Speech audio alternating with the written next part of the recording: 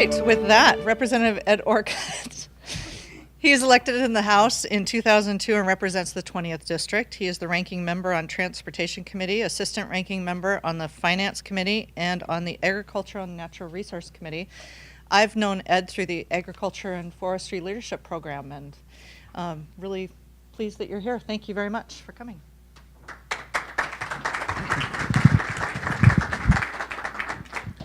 So I agreed to come and speak as long as I didn't have to talk about transportation.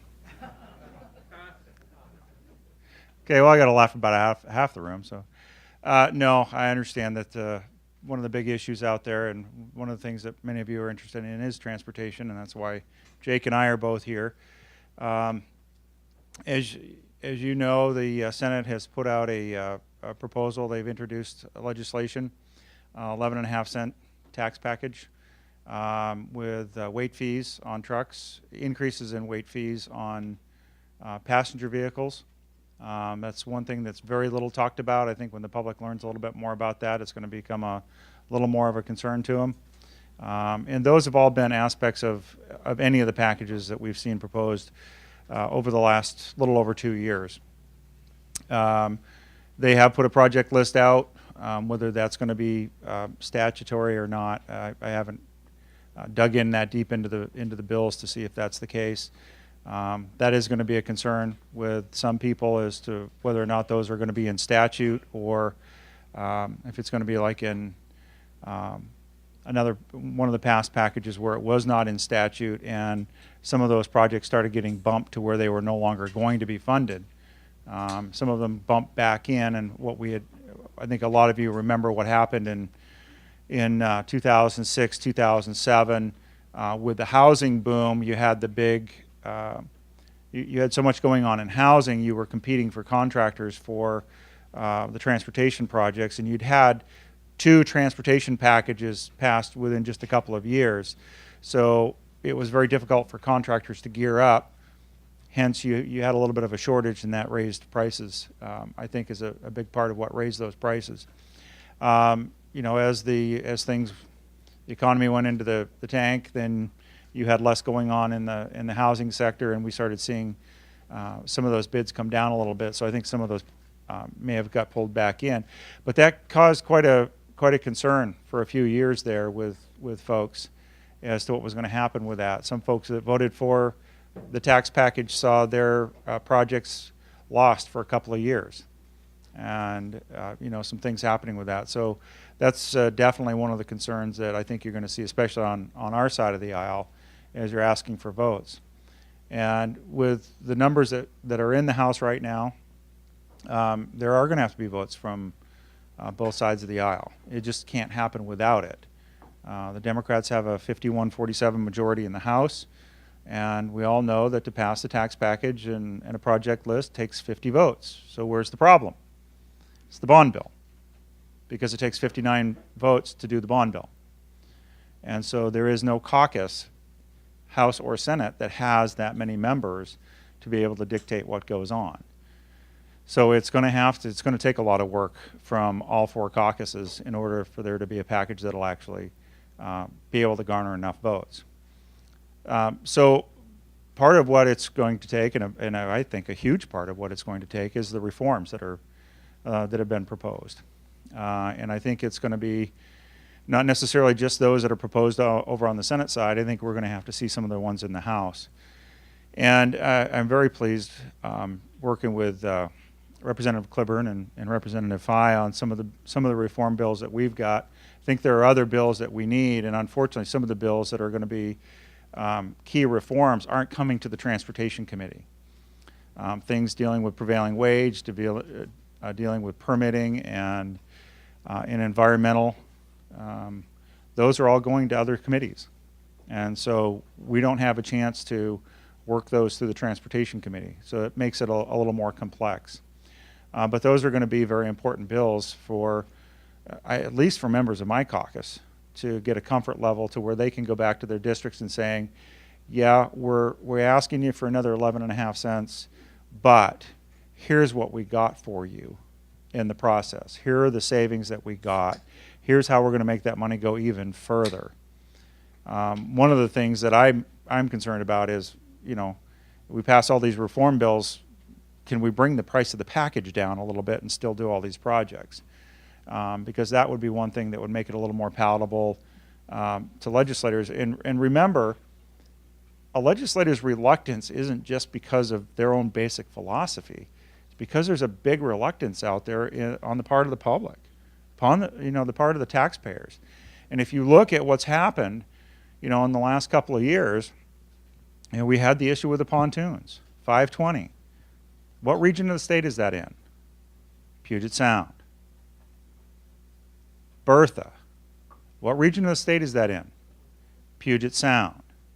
The ferries. We had problems with ferries. It seemed like there was a news story about once a week for 6 weeks. What region of the state is that? Puget Sound. When tax packages on transportation go to a vote of the people, what area of the state generally carries them and upholds them? Puget Sound. King County went out for a vote last May for taxes, for transit and roads for King County, and it failed. It failed. When people in King County aren't even willing to pass a tax to fund transportation, can you expect people in the rest of the state to come up and override that, when in fact it's been objections in the other parts of the state that have been overridden by Puget Sound to get tax packages in the past? You see the uphill battle that you have? It's hard to get legislators over the hurdle of voting for something until the people have gotten over the hurdle and are willing to support something. And I firmly believe that whether we put a referendum on it or whether the people put a referendum on it, there will be a referendum on the tax package. I truly believe it is going to go in front of the voters, one way or another. If we don't do our job in the legislature and commit to the reforms, get them signed into law, get them started being implemented before it hits a November ballot, it fails at the November ballot. And for all of those of you that want a tax package, if we pass it out of the legislature and it fails at the ballot, are you any better off than you are today? No, you're not. And that's why it's absolutely critical that when any of you in the room that are lobbying for the tax package are lobbying equally as if, or maybe even harder, for the reforms that we need. Sales tax absolutely needs to be going into transportation. Sales tax on transportation projects is being paid for out of gas tax, which is 18th Amendment protected. It's the only area where gas tax can actually go into the general fund. And when you compound the fact that when it's going into the general fund, it's bonded money going into the general fund. It's not really a good idea to be bonding money that's going for ongoing spending. You use it one time. So you get 2 years of spending out of something that's bonded out for 25 years. That's worse than what we're doing with the bonding in transportation, where we bond them for 25 years and only get 10, 12 years of projects out of them. So there's a lot of work that needs to be done. And it's going to take a combination, I think, of everybody in the legislature if there's going to be a tax package through. Because it's going to take a different set of people passing the reforms than it does passing the tax package. And there'll be a little bit of crossover in there on some of those things in order to get the majorities to do it. So that's kind of my thoughts on transportation for right now. I guess maybe I can just turn it over to Jake. Well, I'll turn it over to your MC, who can introduce Representative Phi, but and then I guess we'll go to questions afterwards. So, all right, thanks. Thank you.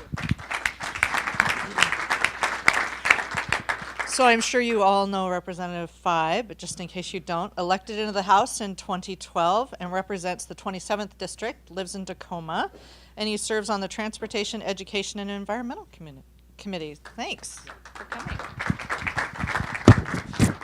Well, thank you. This actually has been a rarity because I haven't had the experience of listening to Ed Orcutt and not having the opportunity to hear 3 or 4 puns, plays on words. So I guess you'll get that soon enough from Ed. Probably more in the answer Okay, good.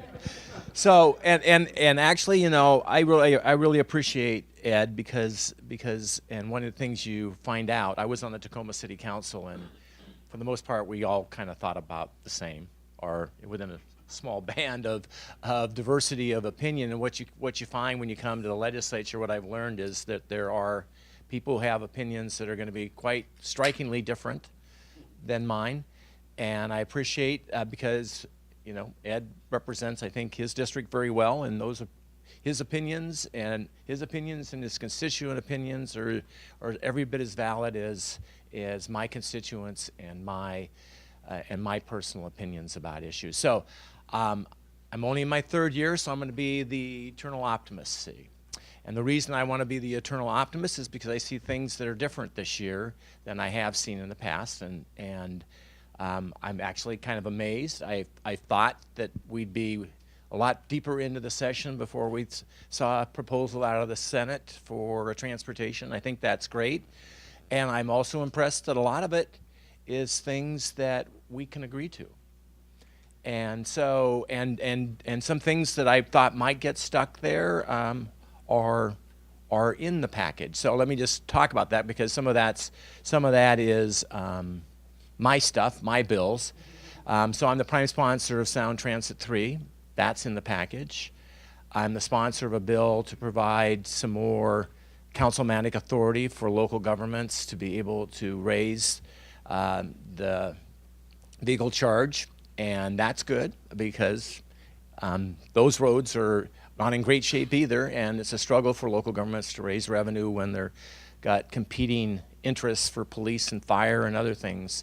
And when I was a city council, that was the biggest issue I heard about. Every time I went to the grocery store, almost, it was like people complaining at me about the condition of the roads. So, and the amount of the tax is in the ballpark of what was talked about and passed out of the House 2 years ago. So there's a lot of things that are there.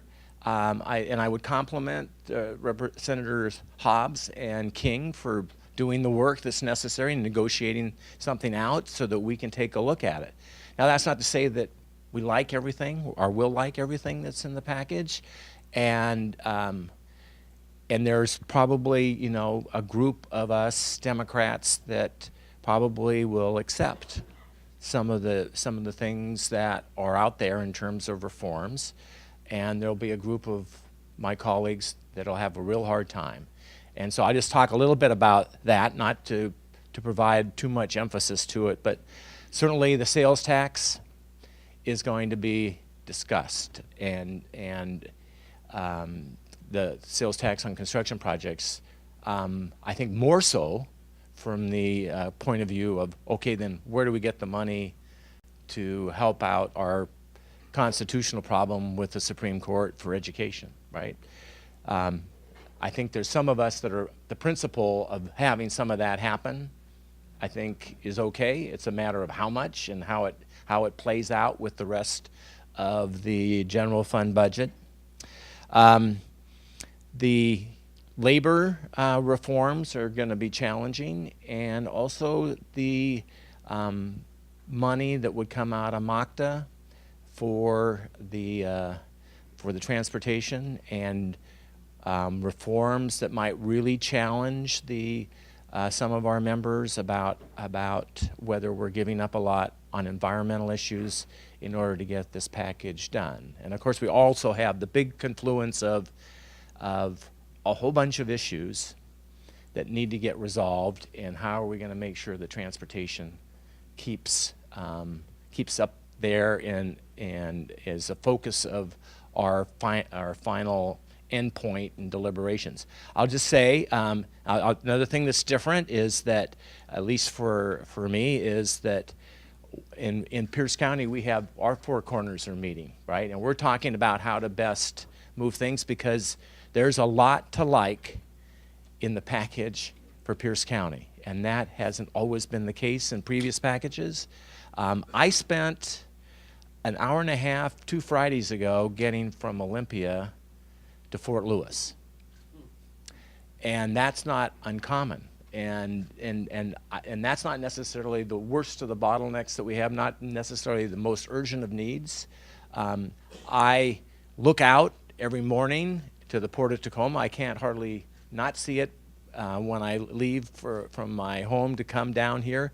I see the backups. I see the necessity to be competitive and to make sure our ports thrive, and that there's a great marketplace of freight that can get our products out to the world, and how important that is.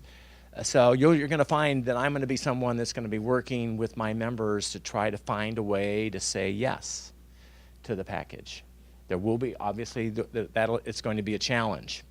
And of course, there's kind of what I would call the zinger that's in the Senate bill about the low carbon fuel standard. And I think there'll be some very serious angst over that in our caucus. I